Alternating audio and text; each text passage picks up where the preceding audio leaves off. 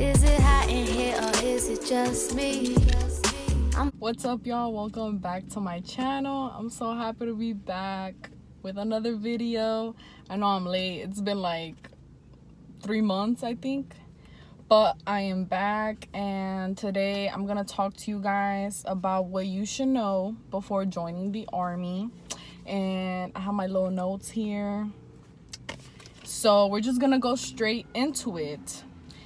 And disclaimer, y'all probably like, why are you doing this video in your car? Well, I don't have my own room here, so it's kind of hard making a video with your roommate in the room and just making noise and stuff like that. So I just decided to do it in my car. And also, all this stuff that I'm gonna be talking about, I am talking about my own experience, what I know from being in the army for about a year now. So the first thing is, do your research. Talk to people in the military. Specifically, if you want to join the army, then talk to people that are in the army and just ask them questions. Ask them how they feel about being in the military, and hopefully by that, then you'll know if you do want to join or not. I'm going to talk about a lot of stuff that I didn't know about before joining the military.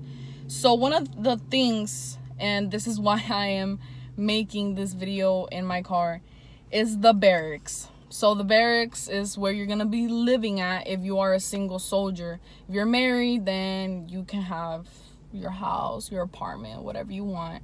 But if you are a single soldier, then you're gonna be living in the barracks. Now, they told me, my recruiter told me that that I will have my own room. I'm gonna be sharing like a common area with a roommate, but I'll have my own room. So that I'll be sharing a restroom and like a stove, a refrigerator, all that good stuff, right? So I ended up getting here and I don't have my own room. I share a whole space with another female.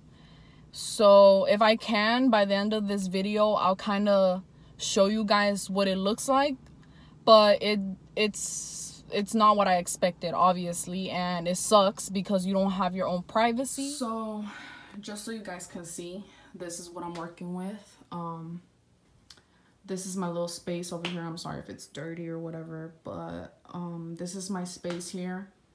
This is her space. This was already here when I got to this room. So this is her, and then this is her TV. So we share a refrigerator and a microwave, and that's it. We don't even have a stove or nothing. And this is the freaking restroom, the sink, and then obviously we share all of this. So obviously it's not what I expected. I thought I was gonna have a stove and my own room, but so that's what I'm talking about. Like what they're gonna tell you a lot of things, and just know not to get your hopes up because there's a lot of stuff that you probably won't expect. Like how I said before, that there's things that you're not gonna expect. Like me, I have to go to airsoft school here. I am at Fort Campbell Airborne Airsoft Base. They obviously want me to go do airsoft. I never expected to even do airsoft. So, to be honest, I am kind of scared. And I'm like, dang, like, I don't really want to do it. Like, I don't want to go through all of that again, you know? Like, working and getting hurt. I'm already hurt. My knees are effed up already. Another thing is pay and rank. So you can easily find out what you will be getting paid on Google. You could just be like, what's an E3 pay or whatever. I went into the army as an E2, and I did that by recruiting somebody else. They left to basic training before I did. So yeah, I recruited her, and that's how I got my E2 rank. And then I got promoted to an E3 at AIT. That's Advanced Individual Training. That's where you get trained for your MOS, the job that you picked. So that's where I got promoted to an E3. So currently I'm an E3. E1 to E4 is automatic. You're supposed to automatically get ranked up after like 6 months. First is 6 months, and then I think it's 12 months. So it is a little while. But like I said, like me, I got promoted way before all of those time frames. So if you do good, like I said, in AIT I got promoted, it was because I got a 300 PT score. I was doing really good, like physically and all that good stuff, and I had a leadership position, so they seen potential in me or whatever, so I got promoted. The defect, the food is not so great. It's not all that.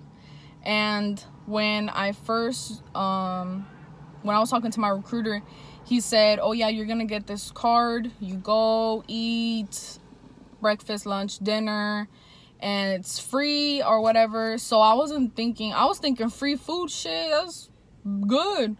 But in reality, they take that money out of your paycheck for the defect. It's about $300 something. So that's what they take out of your paycheck. And even if you're eating or not, they're still taking it out. It doesn't matter if you're not eating, you're still taking that out of your paycheck. Just so you know that. Know that you're still waking up early to go do PT. This is the schedule. It's PT from like 6:30 to 8.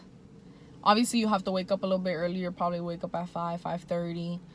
Go to formation, you go do PT probably until 8 a.m. You come back, you shower, you get ready, put your uniform on, and then you go back and do your actual job from 9:30 to whatever time you get out. Sometimes I get out really early, sometimes I get out at 2, 3, 4. Sometimes I get out really late. So it depends what you got going on that day. You never have a really set schedule. So that's just something that you guys should know. Let's talk about duty station. If your recruiter tells you that you're gonna get the duty station that you want, no, you're not. My recruiter had told me that 99% of the time I'm probably gonna get what I put on that paper. They call it the wish list when you go to basic.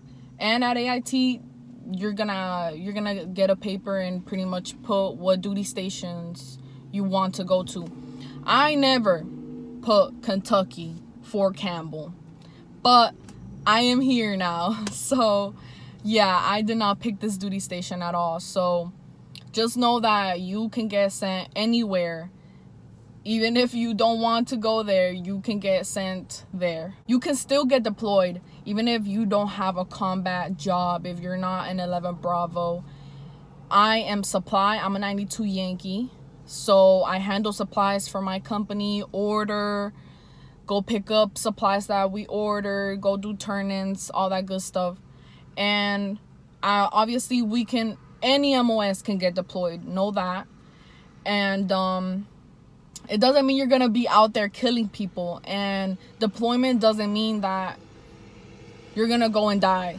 You know, that's what people think at first when they hear a deployment. But it's not like that, okay? And I can't really tell you guys a lot about deployment because I haven't gotten deployed yet. Hopefully I do, because you get paid really good when you get deployed. So I am waiting on that. Let's talk about family. Yes. You can go and see your family, but it's not gonna be as often as you probably think. You can put in leave and tell them, hey, like, I want to go home. You have maybe 10 days, 5 days, whatever. They can deny that. Depends on what's going on. And to be honest, there's always something going on. So it's mostly around the holidays when you're gonna be able to go home, which is like, you know, Christmas. During the summer we get leave, so it's not that often. And especially if you're really far from home, if you get stationed somewhere where it's not close at all to where you are from, then it's gonna be kind of hard seeing your family and stuff like that. Every month you get 2.5 days of leave. So that accumulates, right? So if you haven't gone home for 5 months or even more than that, that accumulates. It's 2.5 days every month. So that accumulates. And then when you do want to take leave, and whatever, it's an emergency or you just feeling bad and you just want to go home, then you can put in your, you know, request or whatever it's called. I really forgot what it's called, but pretty much request to go home. And those are the days that you're going to be using. Yes, we have Saturdays and Sundays off, but it's not like a for sure thing. There can be something going on and you have to go in and do whatever they tell you to do, right? So even if it's a Saturday, you have it off. Just know that if they need you, you have to go in and do whatever they need you to do. You know what I mean? Like, there's some times where we go to the field and it's like Thursday through Saturday. We come back like Saturday, even if it's a day that we're supposed to have off. You know, like, we still have shit to do, training to do and stuff like that. And we also have a lot of 3-day weekends, 4-day weekends. That is something that I love because, you know, you don't really get that in a regular civilian job. You know, yeah, you might have the weekends off, or maybe you have Wednesdays and Fridays off or whatever. But it's mostly every month we do have a 4-day weekend. You get more freedom. Don't think basic and AIT is way different from military life, I guess you could say, because in basic and AIT they don't give you as much freedom.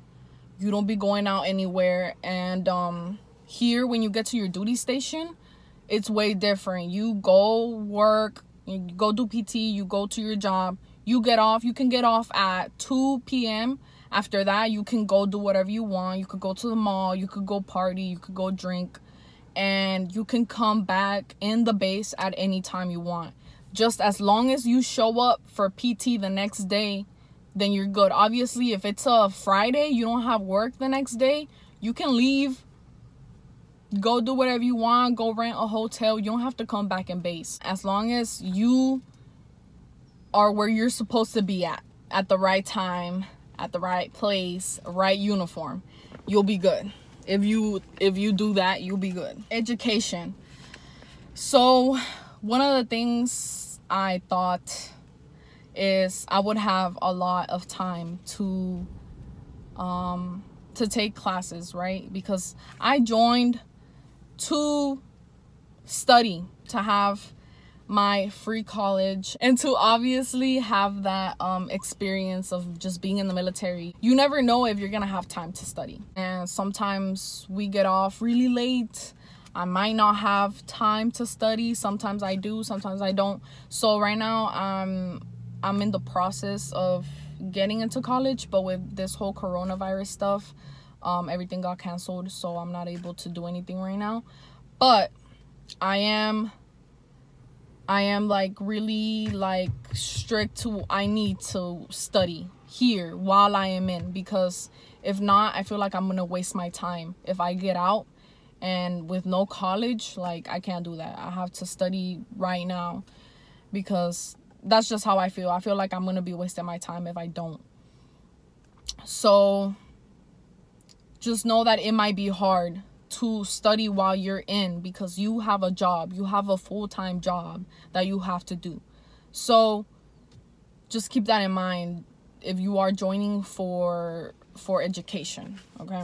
In the Army, you can pick your job. In other branches, I know that you can pick like the exact job that you want, but just make sure you pick a job that you actually want and that you know that you're probably going to enjoy. Because I'm telling you, you're gonna be doing this every day. You're gonna be doing your job every day. So if it's something that you're not sure that you're gonna enjoy, I mean, you might not like it at all, and you might regret picking that job. If you get your job choices after taking your ASVAB and you don't like any of them, honey, do not settle. Don't settle. So you might think that you have to pick a job then and there and join then and there, but you don't. You can wait, you can retake the ASVAB, get a better score, and have more choice. So that's pretty much it. I hope you guys enjoyed watching this video, and if you have any questions, again, comment down below. I will answer every question you guys have. Give it a thumbs up and subscribe if you haven't, because I'm coming with more videos, okay? Anyways, bye guys.